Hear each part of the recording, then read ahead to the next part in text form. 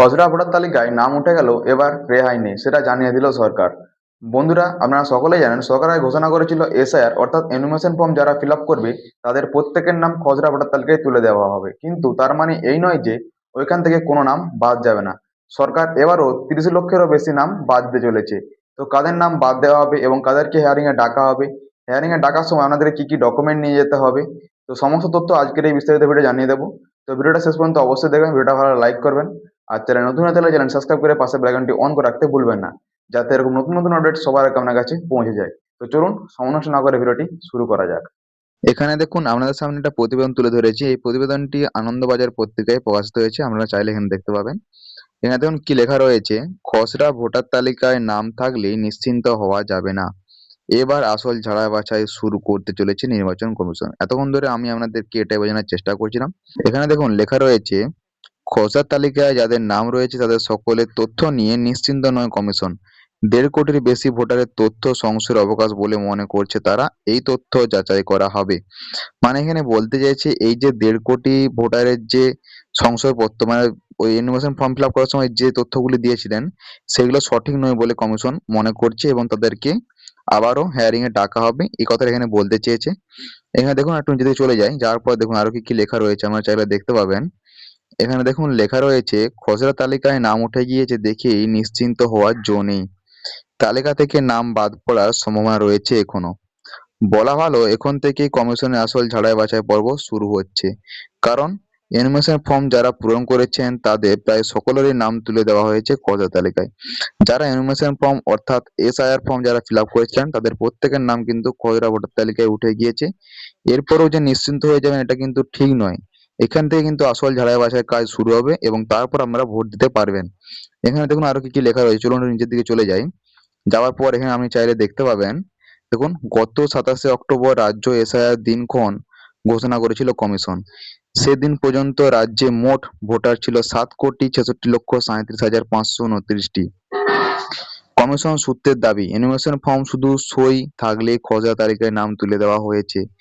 মানে এখানে বলতে চাইছি আপনি যে এসআইআর ফর্মটি ফিল আপ করেছিলেন সেই এসআইআর ফর্মটি সই থাকলে বা আপনার যে সইটা করেছিলেন সেই সই থাকলে কিন্তু ভোটার তালিকায় নাম তুলে দেওয়া হয়েছে, সেটি আসল কি নকল সেটা কিন্তু যাচাই করা হয়নি। এখানে দেখুন আর কি কি লেখা রয়েছে, ওই সূত্রে জানাচ্ছে যে মঙ্গলবার প্রকাশিত খসড়া তালিকায় নাম রয়েছে 7,08,16,631 জনের। তবে এদের সকলে রাজ্যের বৈধ ভোটার কিনা তা নিয়ে নিশ্চিত নয় কমিশন। মানে সবাই যে বৈধ ভোটার তা নিয়ে সংশয় রয়েছে কমিশন, সেই কারণে এটা এখানে বলতে চেয়েছে। এখানে দেখুন আর কি কি লেখা রয়েছে আপনারা দেখতে পাবেন এই জায়গাটাতে। এর মধ্যে 1.5 কোটিরও বেশি প্রায় 1,66,00,000 রাজ্যবাসীকে চিহ্নিত করেছেন কমিশন। তারা রাজ্য বৈধ ভোটার কিনা তা পুরোপুরি নিশ্চিত হতে পারছে না কমিশন। এই যে 1.5 কোটিরও বেশি যে ভোটার রয়েছে তারা যে পুরোপুরি যে আমাদের ওয়েস্ট বেঙ্গলের ভোটার সেটা কিন্তু নিশ্চিত হয়নি কমিশন, সেই কারণে এই ঝাড়াই বাছার কাজ আবার তারা শুরু করতে চলেছে। এখানে দেখুন আর কি কি লেখা রয়েছে, এই ভোটারদের তথ্য সন্দেহের অবকাশ রয়েছে বলে মনে করা হয়েছে।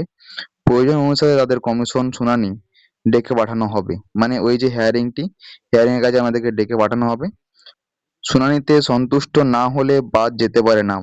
মানে আপনার যে সঠিক যে ডকুমেন্ট গুলো দিয়েছিলেন বা এসআই ফর্ম ফিল আপ করার সময় যে ডকুমেন্ট গুলো আপনি সাবমিট করেছিলেন ওই ডকুমেন্ট গুলি আপনি যদি ঠিকঠাক ভাবে না দেখাতে পারেন তাহলে কিন্তু আপনার নামটি এখান থেকে বাদ চলে যাবে, এটা এখানে বলতে চেয়েছে। আরো দেখুন কি কি লেখা রয়েছে, প্রথমে কমিশন সূত্রে জানা যাচ্ছিল এই ধরনের ভোটারের সংখ্যা প্রায় 2 কোটির কাছাকাছি। পরে কমিশন জানিয়েছে সংখ্যাটি আগের তুলনায় কিছুটা কমেছে। তো এখানে তারপরে নিচের দিকে দেখুন কি লেখা রয়েছে, এখানে দেখতে পাবেন কাদেরকে শুনানিতে ডাকা হবে তা স্থির করার জন্য নির্দিষ্ট মাপকাঠি রয়েছে কমিশনের। খসড়া তালিকায় মধ্যে 30 লক্ষের বেশি ভোটারকে অবশ্যই কমিশনের শুনানির মুখোমুখি হতে পারে। মানে আমি আপনাকে এই একটু আগে বলছিলাম যে যাদের ডকুমেন্ট সঠিকভাবে নেই তাদেরকে কিন্তু শুনানিতে ডাকা হবে এবং যাদেরকে সন্দেহ হবে তাদেরকেও ডাকা হবে। এখানে দেখুন আরো কি কি লেখা রয়েছে, বাকি 1 কোটির বেশি ভোটারদের মধ্যে প্রয়োজন অনুসারে কাউকে কাউকে ডাকা হবে শুনানিতে। এখানে দেখুন আর কি কি লেখা রয়েছে, যারা দেখতে পাবেন 30 লক্ষ নো মাপিং, ভোটার তালিকায় বিশেষ নিবিড় সংশোধন। এসআইআর এর জন্য বাড়ি বাড়ি এনুমেশন ফর্ম বিল করেছিল কমিশন। 2002 সালে ভোটার তালিকায় রাজ্য বা এর আগে শেষ এসআইআর হয়েছিল ওই বছর। সঙ্গে কি যোগসূত্র রয়েছে তা ভোটারদের কাছ থেকে জানতে চাওয়া হয়েছে ওই ফর্মে। জানা যাচ্ছে রাজ্যে 30,59,237 জন ভোটার 2002 সালের তালিকার সঙ্গে কোনো যোগসূত্র দেখাতে পারেননি। অর্থাৎ 2002 সালের সঙ্গে কোনো মাপিং করা যায়নি তাদের তথ্য। মানে যারা এনিমেশন ফর্ম ফিল আপ করেছে, করার পরেও 2002 সালে ভোটার নেই কিংবা গন্ডগোল রয়েছে, তাদের কিন্তু মিল হচ্ছে না, সেই কারণে এই কথাটা এখানে বলেছে। এখানে দেখুন আরো কি কি বলা রয়েছে। এদের সকলের নাম ওই কমিশনের প্রকাশিত খসড়া তালিকায় রয়েছে, তবে তার রাজ্য বৈধ ভোটার কিনা তা নিশ্চিত হয়নি কমিশন। তাই তাদের সকলকে ডেকে পাঠানো হবে শুনানির জন্য। যারা বিবাহিত কিংবা কোনো ভোটার কার্ডে কোনো জিনিস ভুল রয়েছে, আপনার জন্ম তারিখই হোক কিংবা আপনার নামই হোক কিংবা আপনার ঠিকানা হোক, যেই জিনিসগুলো ভুল রয়েছে সেগুলা কিন্তু ওদের ডাটার সঙ্গে ম্যাচ করছে না, সেই কারণে এই কথাটা এখানে বলতে চেয়েছে। এখানে দেখুন আর কি কি লেখা রয়েছে, দেখবেন সন্দেহ আরো 1,36,00,000। এখানে দেখুন কি কি আরো বলা রয়েছে। নো মাপিং শ্রেণীভুক্ত ভোটারদের পাশাপাশি আরো 1 কোটির বেশি ভোটারকে নিয়ে সন্দেহ রয়েছে কমিশনের। এই শ্রেণীতে রয়েছেন প্রায় 1,36,00,000 ভোটার। তাদের নামও খসড়া তালিকায় রয়েছে, তবে তাদের এনুমেশন ফর্ম পাওয়া তথ্য সন্দেহজনক ঠেকেছে কমিশনের। সেই কারণে তাদের তথ্য যাচাইয়ের সিদ্ধান্ত নেওয়া হয়েছে। এই যে কথাটা আমি একটু আগে বললাম, যাদের কোনো কিছু ভুল রয়েছে বা অনেকে ডাটা যে ম্যাচ করছে না তাদের ডাটার সঙ্গে, সেই কারণে তাদেরকে আবার হেয়ারিং এ ডাকা হবে। এখানে দেখুন আগে কি বলা রয়েছে, একটু নিচের দিকে চলে যাবেন, যাওয়ার পর এখানে দেখুন লেখা রয়েছে, তবে এই 1,36,00,000 মধ্যে সকলেই যে শুনানিতে ডাকা হবে এমন নয়। 1,36,00,000 যে পাবলিক রয়েছে যাদের ভুল রয়েছে তাদেরকে যে ডাকা হবে এমনটাও কিন্তু ভাবা যাচ্ছে না।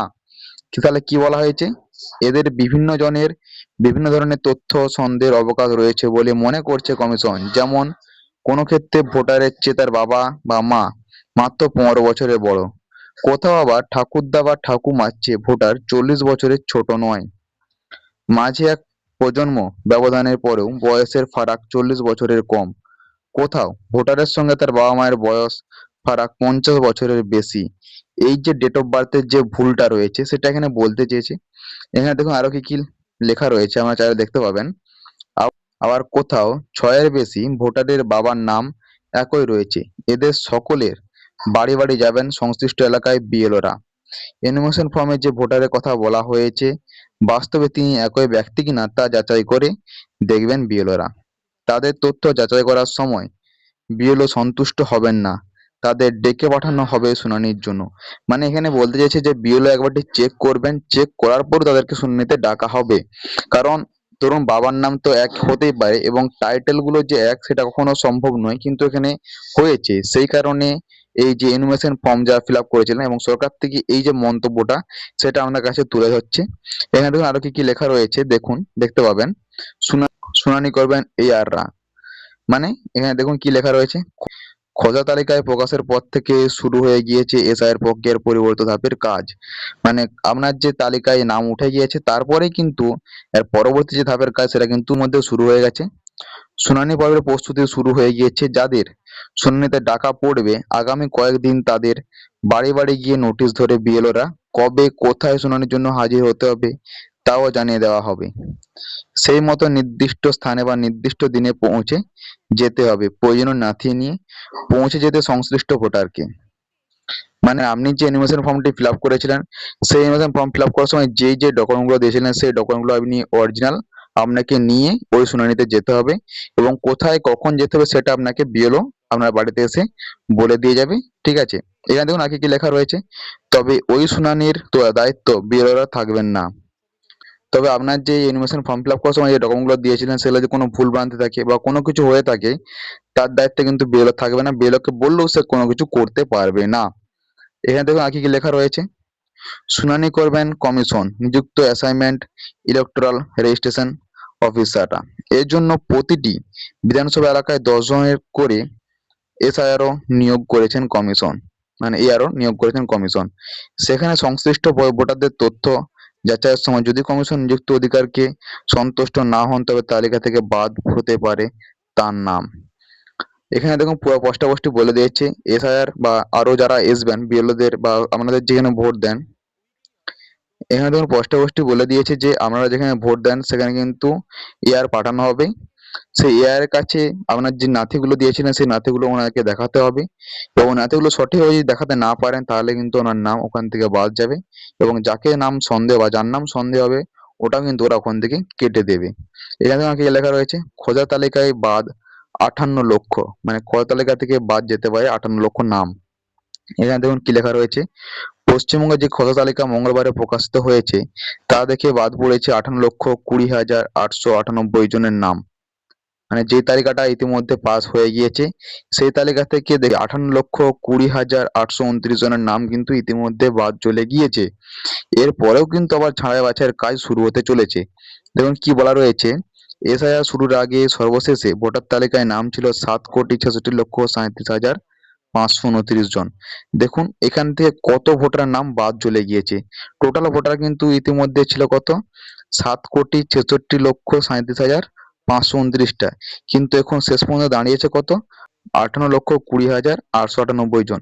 এরপরেও কিন্তু আরো ভোটারের নাম বাদ যাবে, সেটা কিন্তু কমিশন জানিয়ে দিয়েছে। এখানে দেখুন আর কি লেখা রয়েছে, তবে কমিশন সূত্রে খবর, প্রকৃত অর্থে ঝাড়াই বাছাই বলতে যা বোঝায় তা এই পর্ব হয়নি। যাদের সরাসরি নাম বাদ যাওয়ার কথা শুধুমাত্র সেই ভোটারদের নাম বাদ গিয়েছে। মৃত স্থানান্তরিতদের, নিখোঁজ বা একাধিক জায়গায় নাম থাকা ভোটারদের নাম বাদ পড়েছে খোঁজা তালিকা থেকে। এছাড়া অনেক এনুমারেশন ফর্ম পূরণ করা হয়নি। মানে এখানে বলতে চেয়েছে যারা মৃত এবং একাধিক জায়গায় নাম রয়েছে তাদের কিন্তু নাম বাদ দেওয়া হয়েছে, বাকি কিন্তু নাম এখনো বাদ দেওয়া হয়নি, সেই নামগুলো এখান থেকে বাদ দেওয়া হবে।